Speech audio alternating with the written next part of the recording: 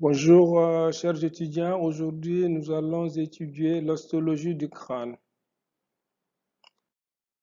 Donc, voici le prérequis pour cette leçon. Il faudrait au préalable que vous ayez appris vos leçons qui ont porté sur l'anatomie générale et sur l'embryologie du crâne.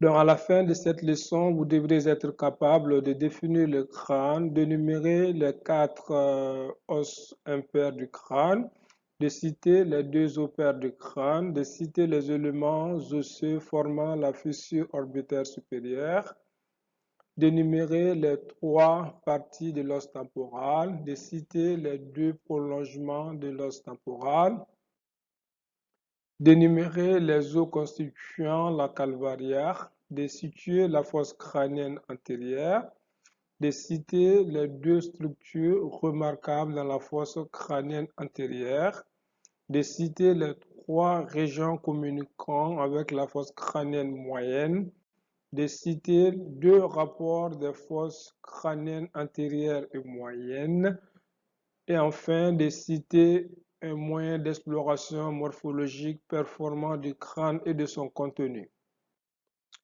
Afin d'atteindre ces objectifs, la leçon se déroulera selon le plan que voici. Après un chapitre de généralité, nous aborderons successivement l'anatomie descriptive, les rapports. Avant de conclure, nous parlerons des moyens d'exploration et quelques applications cliniques. Conformément au plan annoncé, commençons par aborder les généralités. Donc, qu'est-ce que c'est que le crâne? Le crâne est une boîte osseuse renfermant l'encéphale. Nous retenons de cette définition boîte osseuse. Et qu'est-ce que contient cette boîte osseuse? C'est l'encéphale. Et les structures de l'encéphale, vous les connaissez bien. Il s'agit du cerveau, du cervelet et du tronc cérébral. Ce sont ces structures qui sont protégées par la boîte crânienne formée par les os du crâne. Voici ici donc la situation des os du crâne. Nous avons ici une vue antérieure où nous reconnaissons un os appartenant au crâne qui est l'os frontal. Donc cette définition suscite un intérêt qui va constituer le deuxième sous-chapitre des généralités. L'intérêt de l'étude anatomique du crâne est double. Tout d'abord, il est physiologique. Le crâne joue de nombreux rôles. Nous mentionnons ici son rôle de protection et de stabilisation de l'encéphale. Ce rôle de protection et de stabilisation de l'encéphale, c'est-à-dire du cerveau, du cervelet et du tronc cérébral, se fait par l'intermédiaire des méninges. En plus de cela, le crâne va permettre l'insertion des muscles, ce qui facilite les expressions du visage.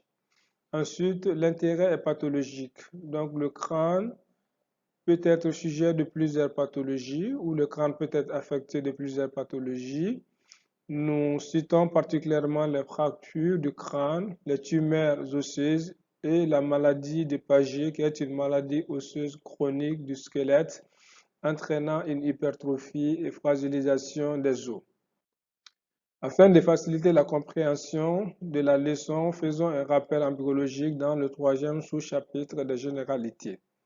Les os du crâne n'ont pas la même origine. En effet, les os qui vont constituer la base du crâne sont issus d'un processus appelé l'ostéogenèse, d'une ébauche cartilagineuse, c'est-à-dire que les os primaires ou les os du cartilage.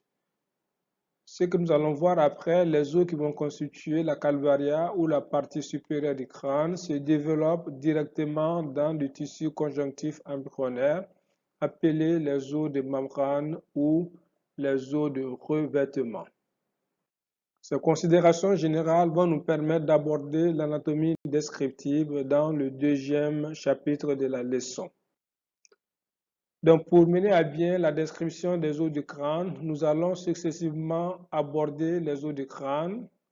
Ensuite, nous parlerons de la morphologie générale du crâne et nous finirons par aborder la cavité crânienne. Donc, commençons par les os du crâne. Donc, les os du crâne sont subdivisés en deux groupes. Nous avons le squelette du crâne et le squelette de la face. Les os du crâne sont au nombre de 8 et ces 8 os vont constituer les deux parties du crâne, c'est-à-dire la calvaria, encore appelée la voûte, et la base du crâne. Donc voici les os du crâne listés sur cette diapositive. Donc parmi les os du crâne, nous retenons l'os frontal, l'os ethmoïde, l'os sphénoïde, l'os occipital, les deux os pariétaux et les deux os temporaux.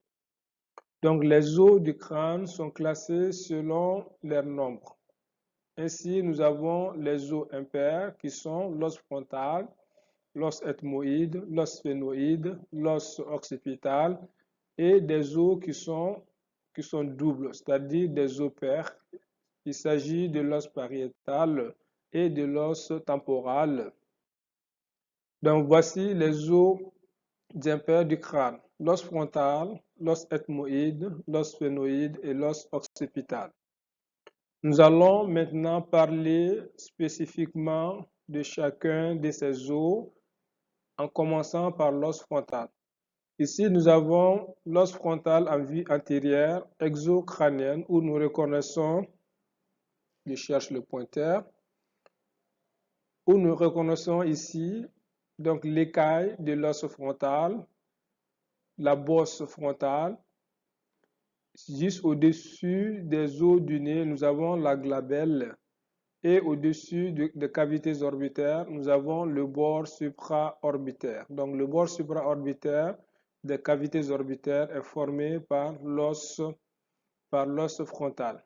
Ensuite, nous avons ici le processus zygomatique de l'os frontal et là, le processus nasal de l'os frontal. Donc ici, c'est une vue inférieure de l'os frontal où nous voyons au centre une grande ouverture appelée l'échancrure ethmoïdale. Tout autour, nous avons des demi-cellules ethmoïdales. Et là, donc nous avons ici la fosse orbitaire, là, la fosse orbitaire, et là encore la fosse orbitaire. Donc voici une représentation 3D dynamique de l'os frontal avec ici l'écaille de l'os frontal, la partie supraorbitaire, le processus nasal de l'os frontal, le processus zygomatique de l'os frontal. Donc après, nous allons maintenant parler de l'os ethmoïde. Donc l'os ethmoïde, ici nous avons une vue postérieure. Donc l'os ethmoïde est un os impair et médian qui est encastré dans la portion orbito-nasale de l'os frontal. L'os ethmoïde présente trois parties. Une première partie nommée la crista galli que vous voyez ici. Ensuite, vous avez la lame criblée, donc la lame criblée avec les labyrinthes ici, la masse latérale et les cellules ethmoïdales. Et là, nous avons la lame perpendiculaire, donc les labyrinthes ethmoïdaux. Donc là, ici, nous avons la première partie qui est la crista galli. La crista galli, regardez bien, présente une partie large en avant. Donc la partie large de la crista galli est large en avant et sa partie postérieure est étroite. Donc c'est la partie médiane de l'ethmoïde.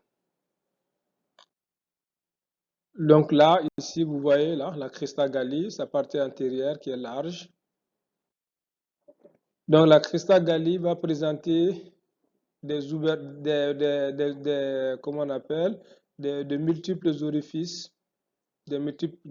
là tout autour de la crista galli et cette partie, on l'appelle la lame criblée. Donc la lame criblée de l'ethmoïde, c'est au niveau de cette lame criblée que passent les filets olfactifs.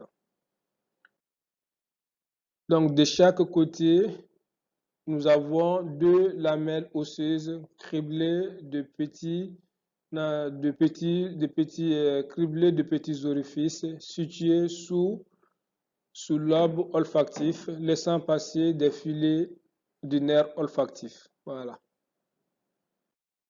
Donc là, ici, sur l'axe médian, nous avons une lame verticale qui est nommée la lame perpendiculaire. Donc la lame perpendiculaire de l'ethmoïde. Cette lame perpendiculaire de l'ethmoïde sépare les deux fosses nasales. Elle est parfois incurvée et est prolongée sur son axe en bas par un petit os qu'on appelle le vomer, un des os de la face. Donc l'os ethmoïde va participer à la constitution des fosses nasales. Ces masses latérales que vous voyez ici vont appartenir à la paroi médiale de la cavité orbitaire. Donc ici, nous avons une vue latérale de l'orbite, de la cavité orbitaire, et voici la situation de l'os ethmoïde au niveau de la paroi médiale de cette cavité orbitaire. Donc sur cette plaque, nous voyons les différentes vues de l'os ethmoïde. Ici, c'est la coupe frontale schématique avec la crestagalie, la lame criblée suspendue au-dessus des cavités nasales. C'est à travers ces petits orifices-là que passent les filets du nerf olfactif. Et vous voyez ici la lame perpendiculaire qui sépare les deux fosses nasales. Donc ici, c'est une vue postérieure. Donc vous reconnaissez la crestagalie, la lame criblée, la lame orbitaire, là, la lame orbitaire et la masse latérale et les labyrinthes ethmoïdales. Donc ici, c'est une vue postérieure où nous reconnaissons la crestagalie avec sa partie antérieure qui est large, la lame perpendiculaire qui sépare les deux fosses nasales et la masse latérale avec les cellules ethmoïdales. Donc voici la situation de la lame de l'os ethmoïde au sein de la cavité crânienne antérieure. Donc ici, vous voyez la lame criblée de l'ethmoïde et la crestagalie au centre. Donc voici la représentation dynamique 3D de l'os ethmoïde. Donc à présent, nous allons parler de l'os sphénoïde. Donc l'os sphénoïde se place en arrière de l'os ethmoïde que nous venons d'étudier. Il présente un corps. Ce corps présente sur la ligne médiane une crête. Cette crête va répondre en avant et à l'arrière à la lame perpendiculaire de l'os ethmoïde. Cette crête se prolonge au niveau de la partie inférieure par le ros appelé le bec de sphénoïde ou le bec sphénoïdal. Donc toujours nous avons une vue antérieure. Donc de chaque côté nous avons la face antérieure de l'os ethmoïde, de l'os sphénoïde. Cette face antérieure est lisse et présente deux orifices, donc deux orifices appelés le sinus ethmoïdal. Donc le sinus ethmoïdal, ce sont des cavités qui sont remplies d'air qui se trouvent au sein de certains os du crâne. Ici, c'est le sinus ethmoïdal. Donc ces sinus ethmoïdales sont creusés dans l'épaisseur de l'os sphénoïde. Et ces sinus vont s'ouvrir à la partie postérieure des fosses nasales. Donc, de chaque côté du corps, nous observons deux ailes. Ici, la grande aile et là, la petite aile qui sont paires. Voilà, voici la petite aile ici, à gauche, et la grande aile à gauche. Donc, la petite aile de l'os sphénoïde est paire. Donc, il y a deux. Il y a la petite aile à gauche et la petite aile sphénoïdale à droite. La petite aile s'insère sur la partie supérieure, et latérale du sphénoïde par deux racines, une racine supérieure et là une racine inférieure. Ces deux racines délimitent un canal appelé le canal optique. Dans ce canal optique passe le nerf optique, la deuxième paire crânienne et l'artère ophtalmique. Donc ensuite, nous avons la grande aile de l'os sphénoïde qui est également au nombre de D. Donc ici, les grandes ailes de l'os sphénoïde sont situées sous les petites ailes de l'os sphénoïde. Donc sous les petites ailes de l'os sphénoïde, ces grandes ailes de l'os sphénoïde vont participer à la formation de la paroi postérieure de l'orbite et vont s'étendre jusqu'à la calvaria. Donc là, sous l'insertion du corps, sous le corps de l'os sphénoïde, nous avons l'insertion de deux racines. Donc ces deux racines constituent ce qu'on appelle le processus ptérygoïde. Donc processus ptérygoïde qui sont des prolongements osseux à la face inférieure de l'os sphénoïde. Ces deux processus ptérygoïdes donnent l'insertion au muscle ptérygoïdien.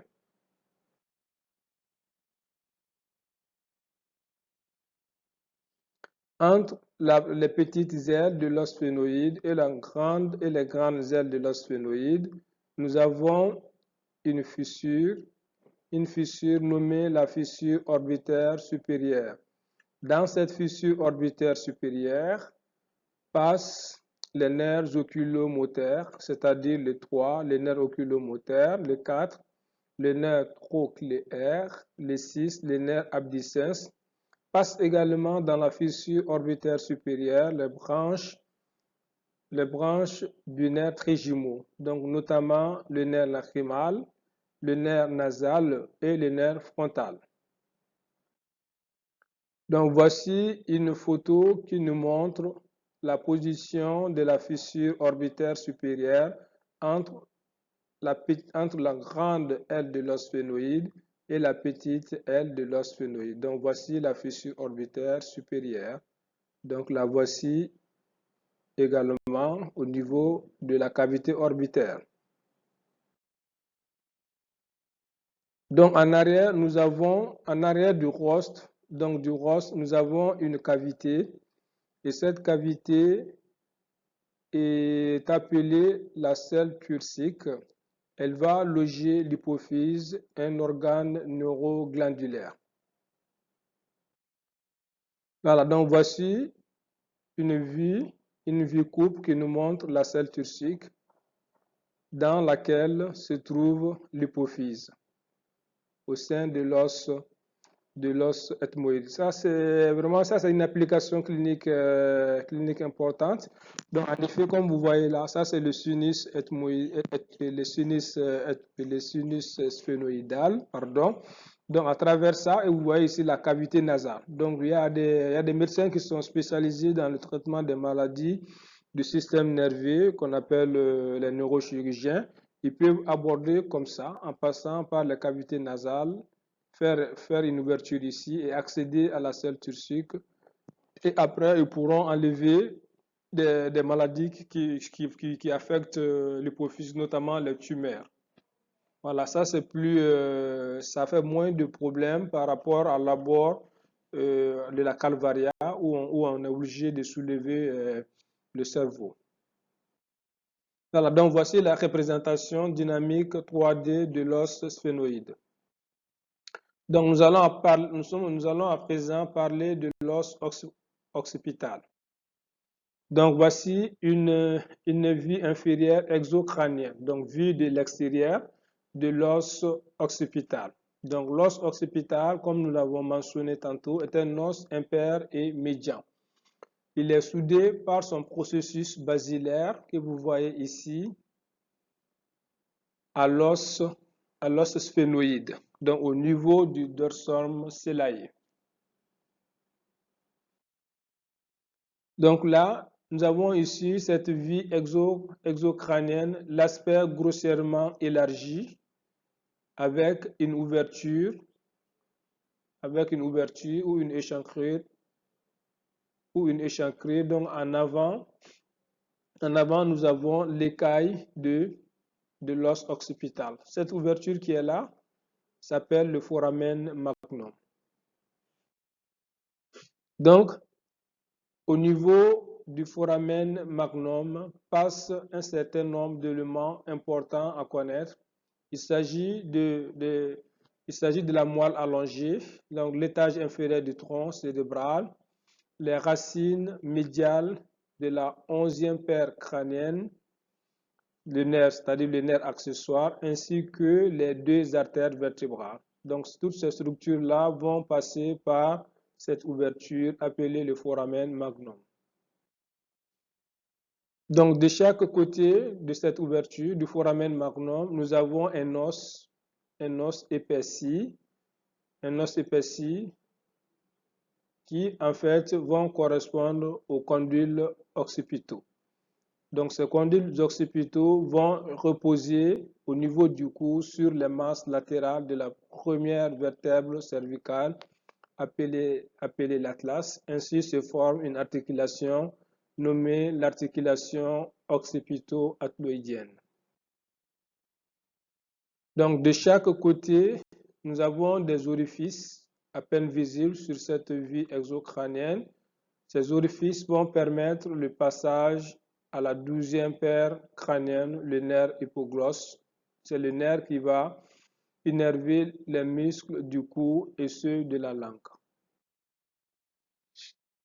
Donc, en arrière de l'os occipital, nous avons deux lignes courbes.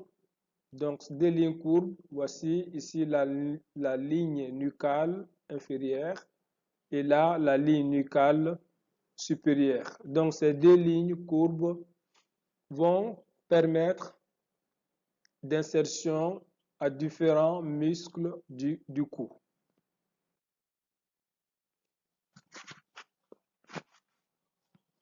Donc, sur la partie médiale, nous avons une crête et cette crête donne attache au septum nucal. Donc, voici une photo de l'os occipital. Donc, de l'os occipital, nous reconnaissons ici la partie basilaire qui va s'unir à l'os sphénoïde pour former le clivis. Nous reconnaissons les condyles, le canal condyle, donc le canal condyle ici à ce niveau, et ce canal condyle, donc ce canal condyle là, où chemine le nerf hypoglosse, voilà, au niveau sous les condyles, voilà, sous les condyles. Et voici l'écaille. Donc, l'écaille de l'os occipital avec les deux lignes, la ligne nucale supérieure à ce niveau, la ligne nucale inférieure, donc à ce niveau-là, avec la crête occipitale externe et la protubérance occipitale externe qui est palpable. Donc, nous pouvons noter un autre élément important, le tubercule pharyngien, qui donne insertion au pharynx, un des muscles du cou. Donc, voici une vie endocrânienne de l'os occipital montrant les sillons des sinus veineux. Ici, nous avons le sillon du sinus sagittal supérieur. Là, le sillon du sinus transverse et la formation d'une éminence appelée l'éminence cruciforme qui correspond en fait à la confluence des sinus. Donc le sinus sagittal supérieur se draine préférentiellement dans le sinus transverse gauche, comme vous voyez ici sur cette vue endocrânienne de l'os occipital. C'est ce qu'on appelle la disposition modale. Mais dans Donc ça, c'est une particularité, mais dans la disposition modale, le sinus sagittal supérieur va se drainer de façon égale dans les deux sillons transverses, le sillon transverse gauche et le sillon transverse droit.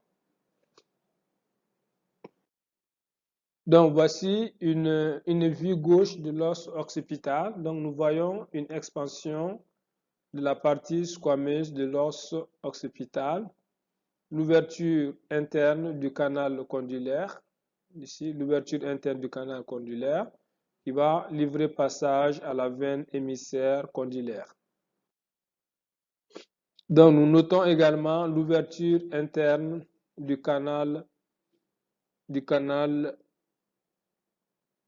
l'ouverture interne du canal de l'hypoglosse, donc du canal de l'hypoglosse que vous voyez ici, qui permet le passage du nerf hypoglosse. Avec ici le processus jugulaire qui va participer à la formation du foramen jugulaire. Donc, voici la situation de l'os occipital sur cette vue inférieure. Donc, avec cette grande ouverture appelée le foramen magnum. Donc, voici la représentation dynamique 3-2 de l'os occipital avec ici l'écaille qui est très bien visible. Donc, nous allons maintenant parler des os pairs du crâne. Il s'agit des os pariétaux et des os temporaux. Donc, commençons par les os pariétaux. Ici, nous avons une vue exocrânienne de l'os pariétal droit. Donc, l'os pariétal droit va s'articuler avec l'os pariétal gauche au niveau de la suture sagittale. L'os pariétal, nous retenons que l'os pariétal forme le tiers de la voûte du crâne. Donc, l'os pariétal constitue des os plats, pairs et symétriques. Donc, l'os pariétal comprend une face interne qui est endocrânienne, qui va répondre au contenu de la boîte crânienne, et une face exocrânienne que vous voyez ici. Donc, l'os pariétal va s'articuler avec l'écaille de l'os temporal, avec l'os occipital, avec la grande aile de l'os sphénoïde. Il va s'articuler avec l'os frontal par la suture coronale.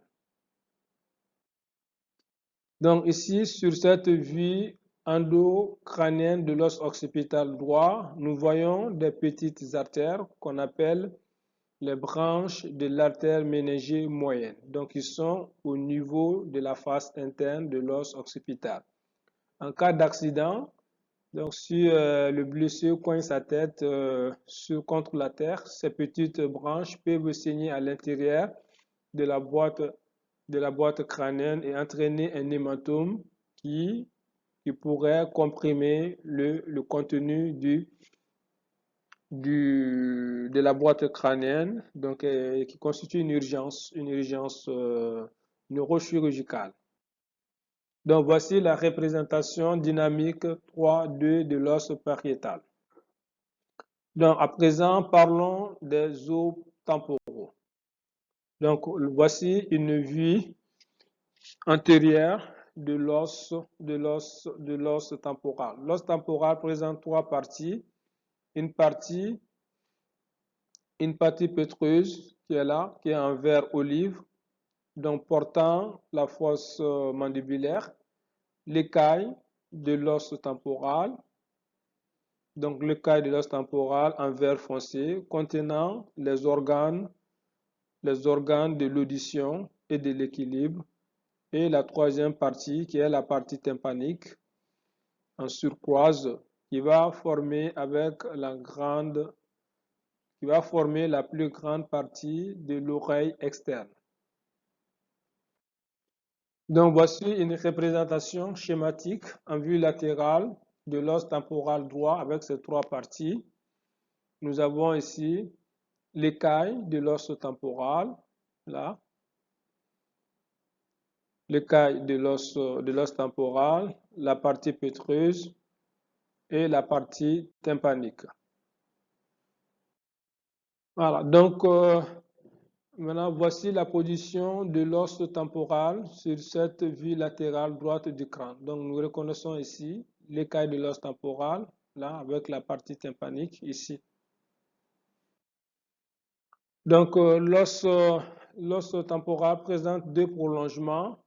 Donc le processus mastoïde, que vous voyez ici, et le processus zygomatique. Ce sont les deux prolongements de l'os temporal. Il y a un autre processus qu'on appelle le processus styloïde. Ce processus styloïde semble appartenir à la partie tympanique, mais en fait, il constitue une portion de la partie pétreuse. Voilà. Contrairement à ce que nous pouvons croire, donc le processus styloïde appartient à la partie pétreuse.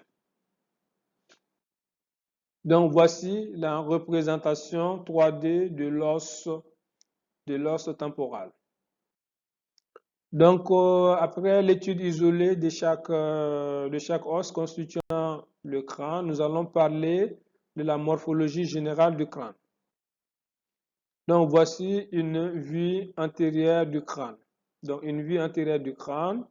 Donc sur une vue antérieure du crâne, de haut en bas, nous avons l'os frontal, les orbites formées par les os de la face et de la base du crâne.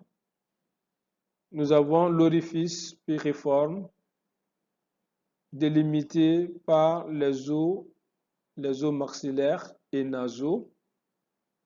Nous avons la cavité orale qui est délimitée par les deux os maxillaires et la mandibule. Donc sur cette vue latérale droite du crâne, le crâne est formé d'avant en arrière par l'os frontal, l'os sphénoïde, là, l'os sphénoïde, plus précisément la grande aile de l'os sphénoïde, l'os pariétal, l'os temporal et l'os occipital. Donc sur cette vue latérale droite du crâne, on voit la fosse temporale. Donc la fosse temporale, ici, la fosse temporale qui est limitée en avant par le processus zygomatique de l'os frontal, en bas par l'arcade zygomatique que vous voyez ici, en haut par la ligne nucale supérieure, là. Au fond, nous avons la fosse temporale constituée principalement par l'écaille de l'os temporal. Donc la fosse temporale que vous voyez ici permet l'insertion au muscle temporal qui est recouvert par son fascia. Nous avons un espace nommé l'espace zygomatico-temporal. Donc l'espace zygomatico-temporal ici qui est limité entre l'arcade zygomatique, donc l'arcade zygomatique et l'os temporal. Donc vous avez l'os temporal ici et vous avez l'arcade zygomatique.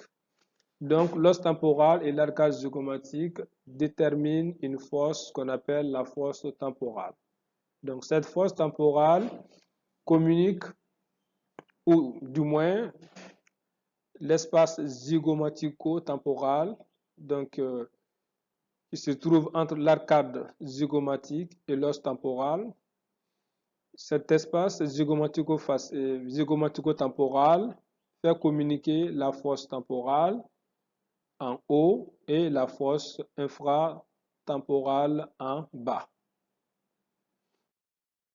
Donc ici, nous avons une vue supérieure du crâne. Une vue supérieure du crâne où nous reconnaissons les os nasaux, l'os frontal, les deux os pariétaux et l'os occipital. Avec ici, entre les deux os pariétaux, la suture sagittale, là, entre les deux os pariétaux et l'os occipital, la suture lambdoïde, et entre l'os frontal et les deux os pariétaux, la suture coronale. Donc ici, c'est une photo qui nous montre la vie inférieure du crâne. Donc sur cette vie inférieure du crâne, nous notons les os de la face en avant, l'os sphénoïde à ce niveau, les os temporaux, l'os temporal, notamment sa partie squameuse. Nous avons ici en arrière une grande ouverture qui est le foramen magnum avec des orifices qui vont faire communiquer les régions de la tête avec le cou. Donc ici, c'est une vue postérieure du crâne. Donc une vue postérieure du crâne, nous avons l'os occipital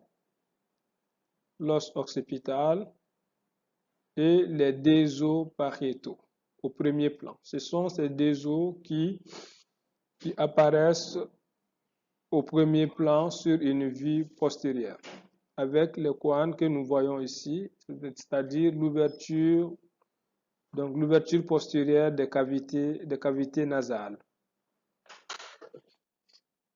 Donc, toujours, nous avons une vue postérieure du crâne. Donc, sur cette vue postérieure du crâne, nous voyons le vomer, donc le vomer qui va cloisonner les deux fosses nasales avec la lame verticale, la lame perpendiculaire de l'os ethmoïde.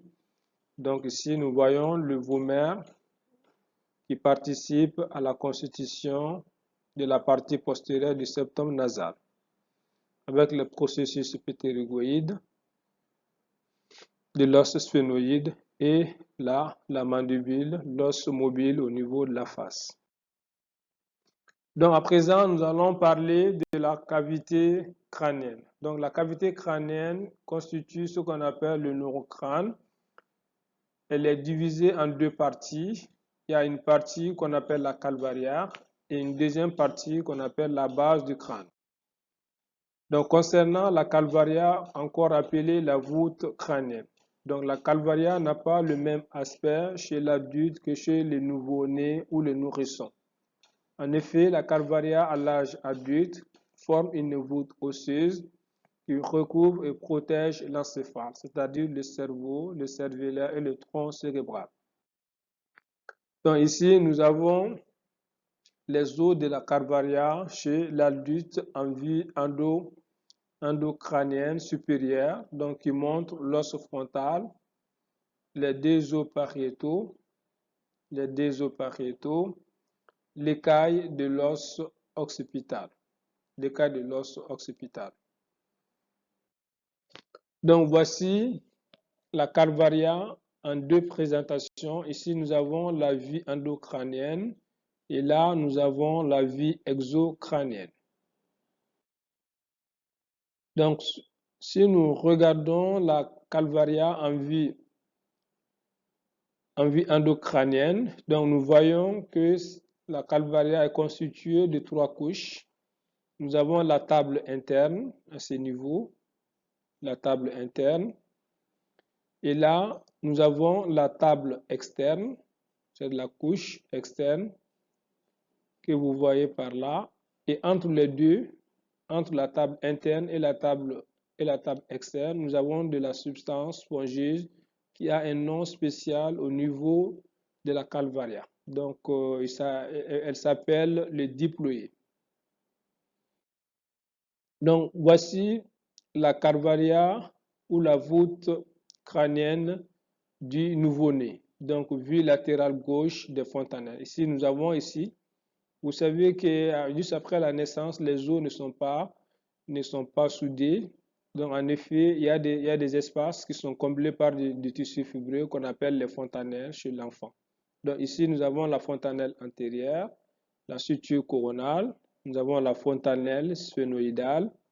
Ici, nous avons la fontanelle mastoïdienne, là, la suture squameuse. Et ici, nous avons la fontanelle postérieure avec la suture lambdoïde. Donc là, ici, c'est une vue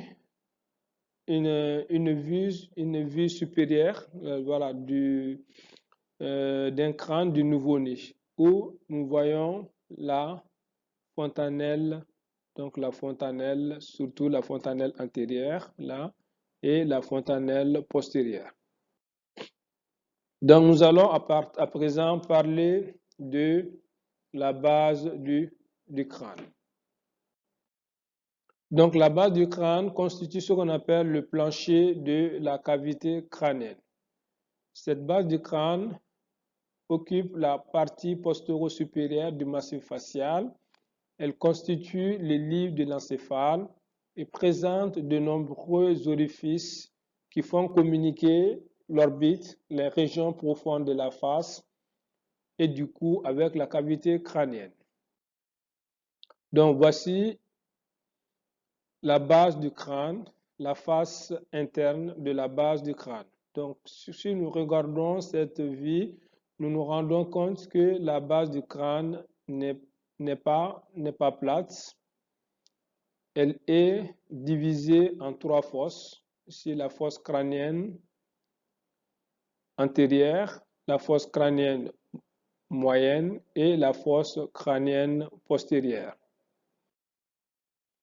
Donc, la fosse crânienne, ici, c'est une vue endocrânienne de la base du crâne. Nous avons ici la fosse crânienne antérieure. Donc, cette fosse crânienne antérieure est la partie basse du crâne située en avant de la petite aile de l'os sphénoïde que vous voyez ici.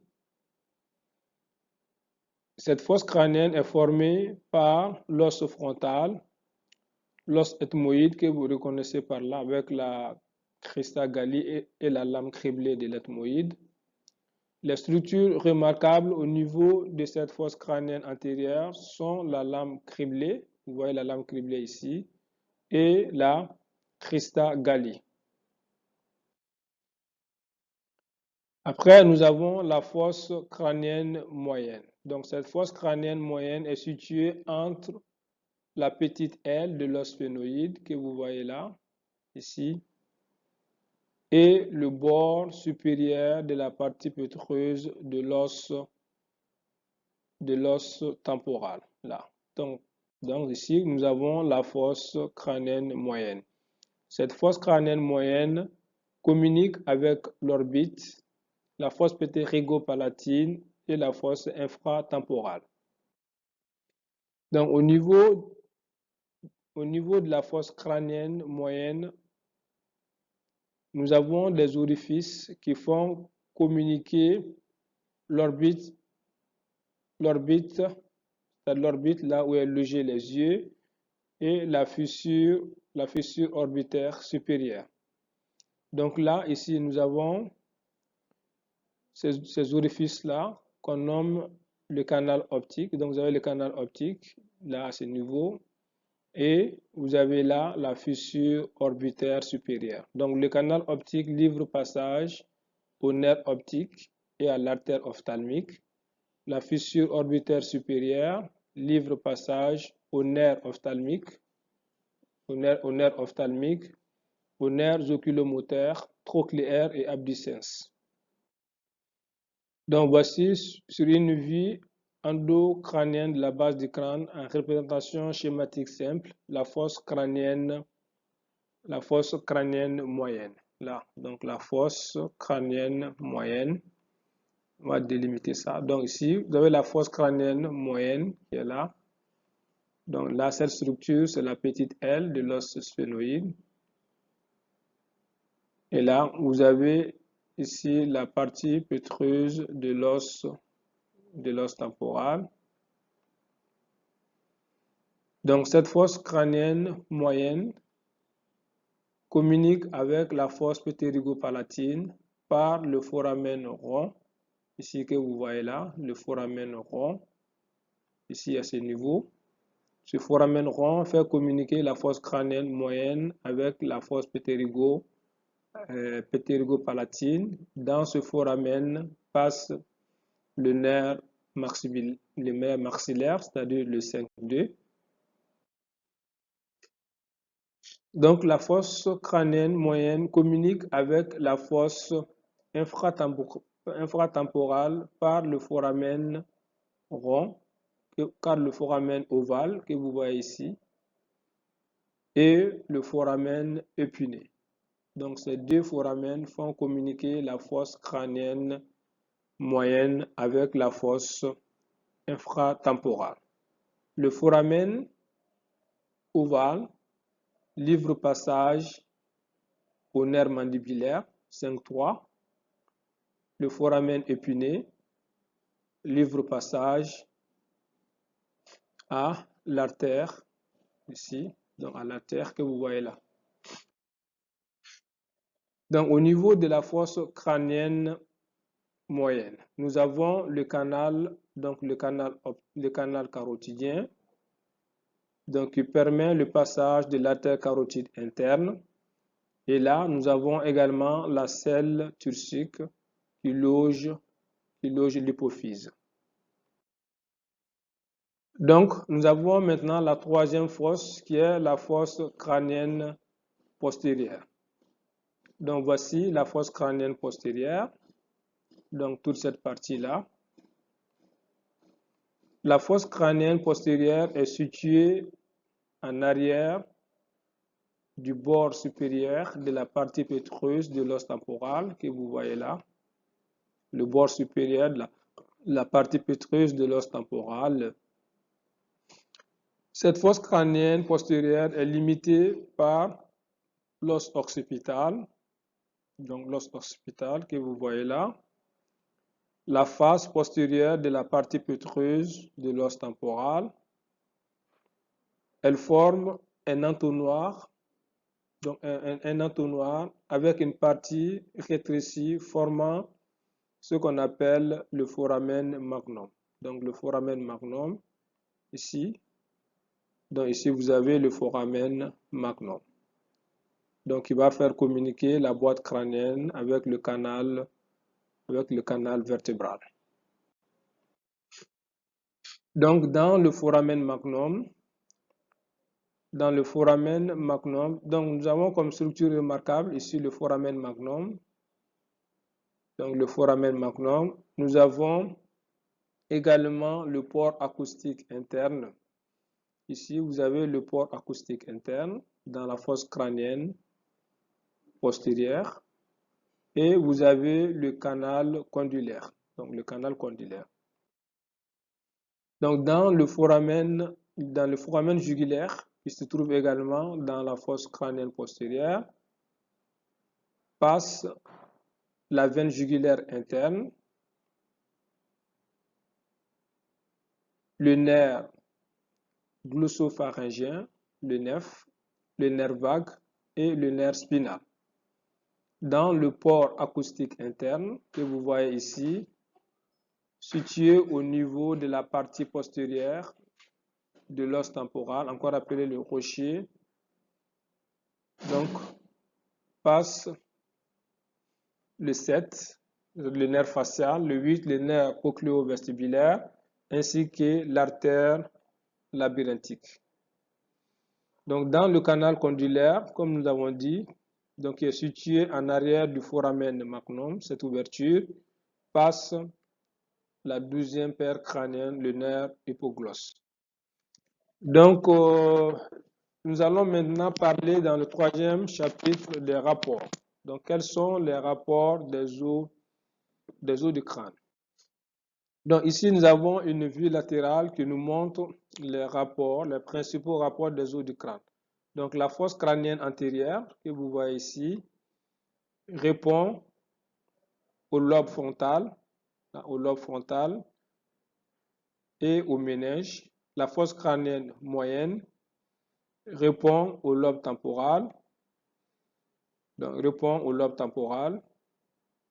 Je vais changer de couleur. Donc là, la fosse crânienne moyenne répond au lobe temporal et la fosse crânienne postérieure répond au tronc cérébral, les trois étages, le mésencéphale que vous voyez là, le pont, une partie du tronc cérébral et la moelle allongée ici. Donc cette fosse crânienne postérieure va répondre également au cervelet que vous voyez là. Donc le cervelet, voilà. Donc maintenant, l'anatomie des os du crâne connus, nous pouvons aborder les moyens d'exploration et quelques applications cliniques. Donc nous avons des moyens d'observation directe qui constituent en fait, quand vous serez en troisième année, on va vous parler de l'examen physique. Donc il s'agit de l'inspection, la palpation, la percussion, l'auscultation et la mensuration. Ensuite, nous avons des moyens d'observation indirects. Donc, en troisième, quatrième année, on vous parlera des examens morphologiques. Il s'agit de l'échographie, la tomodensitométrie, l'imagerie par résonance magnétique, IRM. Donc, voici une radiographie des os du crâne. Donc, radiographie des os du crâne de profil. Donc, vous retenez que la radiographie a un intérêt limité compte tenu de sa faible sensibilité pour l'étude du contenu du crâne. Voilà. Mais sur cette radiographie, nous voyons les différents os qui constituent le crâne. Donc, voici des images. Donc, des images de la tomodensitométrie crânienne. Donc, la tomodensitométrie crânienne est un examen performant. Elle est plus performante que la radiographie et permet une étude plus approfondie du contenu crânien qui est l'encéphale, c'est-à-dire le cerveau, le cervelet et le tronc cérébral. Donc, elle permet de faire des reconstructions 3D que vous voyez ici. Donc, vous voyez ici les différentes reconstructions 3D et on peut vraiment manipuler ces reconstructions-là comme on veut. Donc, ensuite, on a un autre examen qui est l'imagerie par résonance magnétique crânienne. C'est un examen indolore, pas de rayonnement et les images sont plus détaillées par rapport au contenu, c'est-à-dire le cerveau. Donc, vous voyez ici le cerveau qui est là, le tronc cérébral qui est ici et le cervelet. Donc, si vous suspectez une lésion au niveau du contenu crânien, vous demandez l'imagerie par résonance magnétique. Donc, ces différents moyens permettent de poser la plupart des diagnostics concernant les os du crâne. Ici, nous avons une photo qui nous montre un enfant qui a une fracture de la lame criblée de l'ethmoïde. Donc, si vous voyez un enfant, vous recevez un enfant en urgence qui présente un écoulement comme ça, un écoulement nasal qu'on appelle la rhinorrhée. En fait, il s'agit de la fuite de liquide cérébro-spinal. Donc là, suite à une plaie de la dure-mère, et donc vous allez avoir la rhinorrhée. Ça, c'est dangereux parce que cette brèche au niveau de la dure-mère, suite à la fracture de la lame criblée de l'ethmoïde, fait communiquer la boîte crânienne qui est propre avec la cavité nasale qui contient des germes. Donc du coup, les germes peuvent monter dans la boîte crânienne et entraîner ce qu'on appelle la méningite. Donc un autre signe qui va vous aider de poser le diagnostic de la fracture de la lame criblée de l'ethmoïde est la perte de l'olfaction. Donc la perte de l'olfaction, on l'appelle en médecine l'anosmie, due à la destruction des filets nerveux, nous avons vu, au niveau de la fosse crânienne antérieure, donc des filets olfactifs qui passent à travers la lame criblée de l'ethmoïde. Donc après, nous avons la fracture de la carvaria. La lame interne est friable et particulièrement sensible au traumatisme, même si la lame externe est intacte à la radiographie de contrôle. C'est la raison pour laquelle elle est décrite sous le nom de lame vitrée. Donc, voici quelques déformations du crâne induites par la fermeture précoce d'une suture. Ici, nous avons une déformation qui s'appelle la scaphocéphalie par fermeture précoce de la suture sagittale.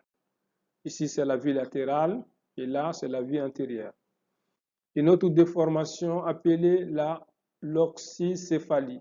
Donc, loxicéphalie par fermeture précoce de la suture coronale. Voilà. Donc, en vue latérale, ici, loxicéphalie en vue antérieure. Une autre déformation du crâne s'appelle la trigonocéphalie. Donc, la trigonocéphalie résulte par la fermeture précoce de la suture frontale ou métopique. Donc, ici, nous avons la vue latérale et là, la vue antérieure. Une autre déformation du crâne s'appelle la plagiocéphalie. Donc, la plagiocéphalie par asymétrie de fermeture, principalement pour la suture coronale. Ici, vous avez la vue antérieure de la plagiocéphalie et la vue postérieure de la plagiocéphalie. Donc, vous avez aussi des déformations caractéristiques de la morphologie du crâne. Ici, nous avons ici donc un crâne hydrocéphalique. Donc, vous voyez que le neurocrâne, donc la partie qui contient l'encéphale, donc ce neurocrâne, il est volumineux, contrairement à la partie que vous voyez ici appelée viscérocrâne, qui est normale. Voilà. Donc ici, nous avons une microcéphalie, donc due à la fermeté précoce des sutures, avec réduction du volume du neurocrâne, donc la boîte crânienne qui contient l'encéphale, comparé à celui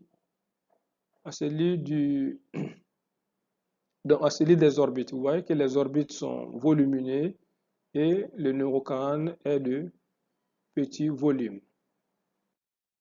Voilà. Donc, maintenant, une autre application chez l'enfant. Nous avons dit que l'enfant présente des tissus fibrés entre les os qu'on appelle les fontanelles. Donc, ici, vous avez la fontanelle antérieure et la fontanelle postérieure. Donc, au niveau de la fontanelle postérieure, c'est un point repère pour la position de la tête de l'enfant durant l'accouchement. Donc, le gynécologue, quand il fait un toucher vaginal, c'est-à-dire quand il va introduire ses doigts gantés dans le vagin de la femme, il cherche souvent donc à palper cette partie molasse donc pour savoir qu'effectivement l'enfant est en bonne position pour l'accouchement à travers les voies naturelles. Donc à travers la fontanelle antérieure, donc on peut réaliser la ponction du liquide cérébrospinal. Donc vous voyez juste sous ce tissu fibré, il y a le cerveau et tout autour, on a du liquide céphalospinal qu'on peut prélever. C'est là pour la surveillance en cas d'une méningite. Voilà. Donc, pour conclure, l'anatomie des os du crâne constitue un prérequis pour la compréhension de la myologie et des nerfs crâniens. Cette anatomie constitue également un préalable pour l'interprétation des examens morphologiques, pour le diagnostic correct et pour la réalisation des interventions chirurgicales. Je vous remercie de votre attention et on se dit à très bientôt pour une nouvelle vidéo.